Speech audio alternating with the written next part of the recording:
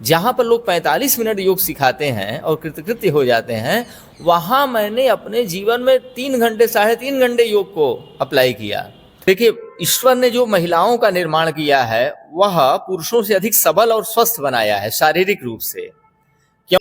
प्रयोजनम अनुद्देश्य मंदोपित न प्रवर्तते। बिना प्रयोजन के मूर्ख व्यक्ति की भी प्रवृत्ति नहीं होती। नमस्कार दोस्तों, मैं राज सिंह और आप देख रहे हैं द इंडियन वाइट क्रू। आज हम लोग उपस्थित हैं संपूर्णानंद संस्कृत विश्वविद्यालय में, विद्यालय के एक संकाय में, जहाँ पे निःशुल्क त्रैमासिक योग की शिक्षा दी जा रही है, जो उत्तर प्रदेश संस्कृत संस्थानम लखनऊ के द्वारा संचालित किया जा रहा है।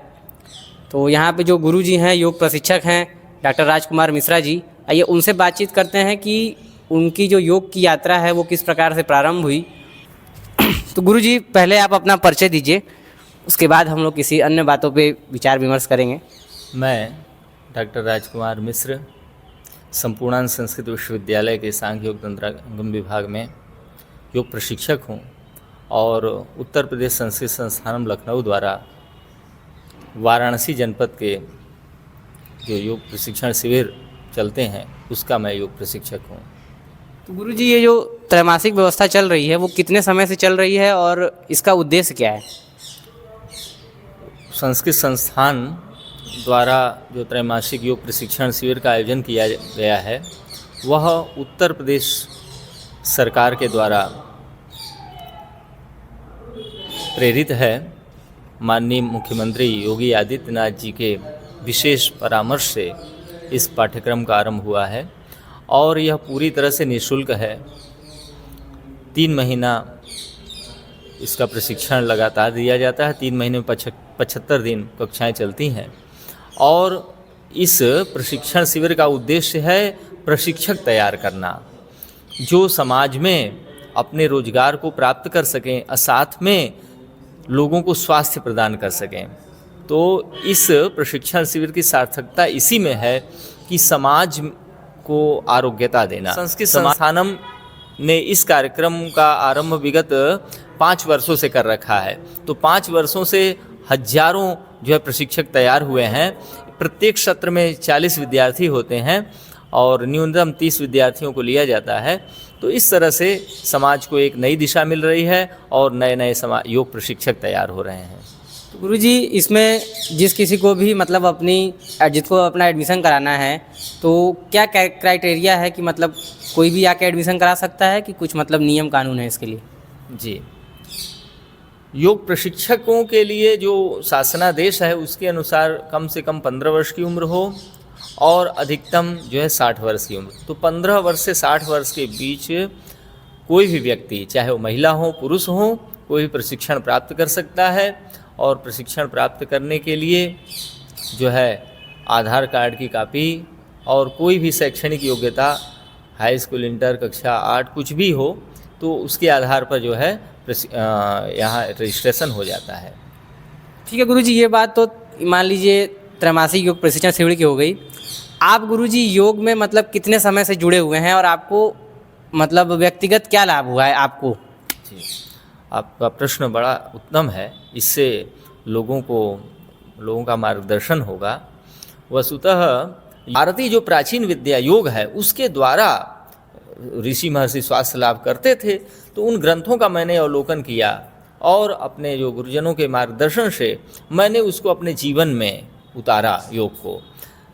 तो फिर उसको मैंने पहले तो विश्वास नहीं हुआ कि योग से मैं ठीक हो सकता हूँ, फिर भी आस्था थी, दृढ़ता थी।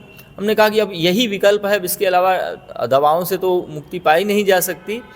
तो मैंने योग को आरंभ किया और काफ़ी दिनों तक किया उसका, परंतु धीरे धीरे मैंने महसूस किया कि मैं स्वस्थ हो रहा हूँ, जो समस्याएं हैं वो सब दूर हो रहे हैं।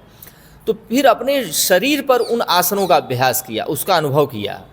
जहाँ पर लोग 45 मिनट योग सिखाते हैं और कृतकृत्य हो जाते हैं, वहाँ मैंने अपने जीवन में 3 घंटे 3.5 घंटे योग को अप्लाई किया और फिर मैंने उसका रिजल्ट देखा कि अरे इसमें थकान नहीं हो रही है बल्कि और स्टेमिना बढ़ रही है।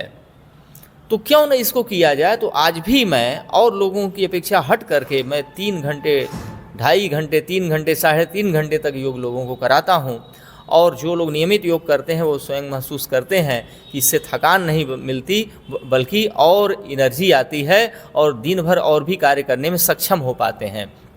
तो इस प्रकार से मैंने योग को आत्मसात किया और फिर उसी रूप में मैं लोगों को प्रशिक्षण देता हूँ। गुरुजी ये बताइए, आज के परिप्रेक्ष्य में महिलाएं जिस तरह हर क्षेत्र में आगे बढ़ रही हैं, तो योग के क्षेत्र में महिलाओं की भूमिका कितनी अहम हो जाती है आज के? बड़ा कड़वा प्रश्न उत्तर है इसका। देखिए, ईश्वर ने जो महिलाओं का निर्माण किया है वह पुरुषों से अधिक सबल और स्वस्थ बनाया है शारीरिक रूप से, क्योंकि उनको संतान उत्पन्न करना होता है। तो पुरुषों की अपेक्षा महिलाओं का स्वास्थ्य अच्छा होता है प्राकृतिक रूप से, उनमें क्षमता होती है। शारीरिक बल अलग की, बाहुबल होना अलग की बात है। तो परमात्मा ने तो उनको पुरुषों की अपेक्षा निर्बल बनाया, मगर जो स्टेमिना है, धैर्य है या क्रियाशीलता है, वह पुरुषों की अपेक्षा महिलाओं में अधिक पाई जाती है। तो उसका सही उपयोग होना चाहिए। महिलाओं का जो प्राकृतिक गुण है वह है भौतिक जगत को मेंटेन रखना, अपने परिवार को देखना, जो है सामाजिक व्यवस्थाओं से तालमेल बैठाना, ये उनका प्राकृतिक नैसर्गिक लक्षण है। तो उनके नैसर्गिक लक्षणों से दूर करके अगर योग की ओर प्रवृत्त कर दिया जाए तो योग का विकास नहीं हो सकता। महिलाओं को चाहिए कि वो योगी संतान उत्पन्न करे, पति को योगी बनाए, ठीक है। और जहां तक आपसे आज के लिए, जो आज की जो युवा पीढ़ी है, ऐसा माना जाता है कि भारत विश्व में युवाओं की संख्या में अपना एक नाम रखता है और काफ़ी ज़्यादा युवा इस समय भारत में हैं भी। तो वो जो युवा योग से विमुख होकर जिम की तरफ जा रहे हैं, तरह तरह के दवाइयों का सेवन कर रहे हैं, स्टेरॉइड्स ले रहे हैं, और जिम में आजकल देखा जा रहा है काफ़ी ज़्यादा दुर्घटनाएं भी हो रही हैं।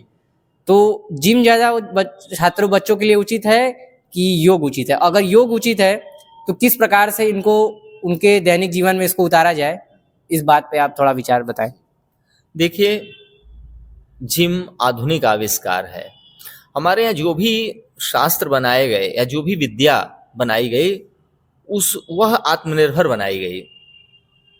आत्मनिर्भर का तात्पर्य यह है कि शरीर में वो सारी औषधियां हैं, शरीर में जिस प्रकार की क्षमता है उसको जागृत कर लिया जाए। यह शास्त्रों का उद्देश्य रहा। तो जो योग है पूरी तरह से आत्मनिर्भर है, इसमें किसी उपकरण की आवश्यकता नहीं है। ये आसन, प्राणायाम, प्रत्याहार, धारणा, ध्यान, समाधि में किसी प्रकार के उपकरण की आवश्यकता नहीं है। यहाँ तक कि षटकर्मों में भी किसी प्रकार के बाहरी उपकरण की आवश्यकता नहीं पड़ती। जिसका शरीर रोगग्रस्त है उनको षटकर्मों की आवश्यकता होती है, और जिनका शरीर स्वस्थ है उन्हें षटकर्म की आवश्यकता नहीं होती। तो जिम में एक संसाधन दे दी जाती है जो कि दूसरों के अधीन होता है।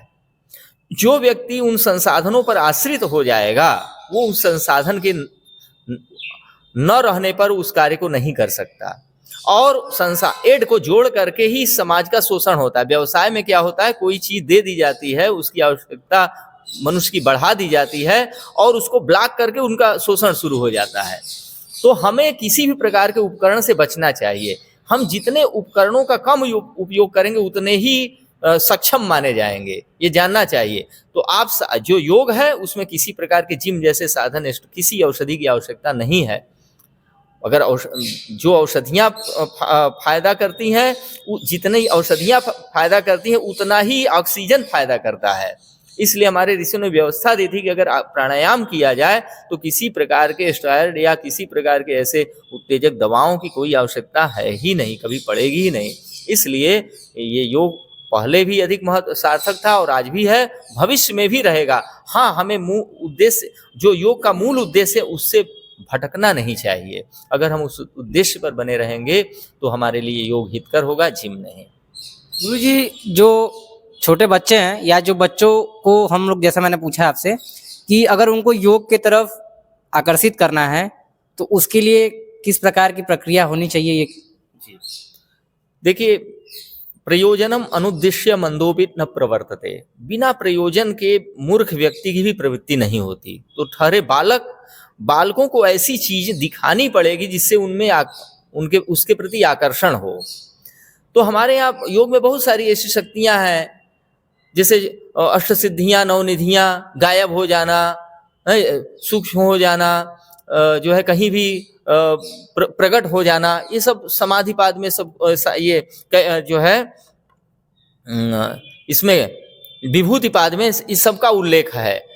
किसी के मन स्थिति को जान लेना, ये सारी चीजें सिद्धियों में वर्णित है। यदि उन सिद्धियों को यदि हम बच्चों को दिखाएं तो उनमें योग की ओर प्रवृत्ति होगी। किसी के फेस रीडिंग कर लेना या भविष्य की चीजों को बतला देना योग के माध्यम से, इस तरह की बातें होने लगे तो जनता का आकर्षण जो है इधर बढ़ेगा। बच्चे अन्य विषयों को छोड़ करके केवल योग ही पढ़ना चाहेंगे, क्योंकि योग के लिए अधिक संसाधनों की आवश्यकता नहीं होगी। और ये योग पूरी तरह से ये आत्मनिर्भर विद्या है। इसमें पैसे की कोई जगह ही नहीं है कि बिना पैसा के योग नहीं हो सकता। आप अन्य शिक्षा जो है बिना पैसे के नहीं ले पाएंगे, मगर योग ऐसी शिक्षा है जिसमें किसी ऐसे साधन की आवश्यकता ही नहीं पड़ती जिसके लिए पैसे की आवश्यकता। जैसे मनुष्य की जो मूलभूत आवश्यकता है वह है वायु, जल और अन्न।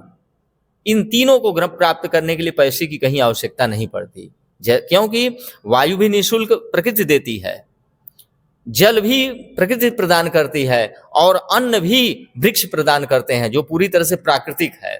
इसलिए योग पूरी तरह से प्रकृति पर आधारित विद्या है और आत्मनिर्भर विद्या है।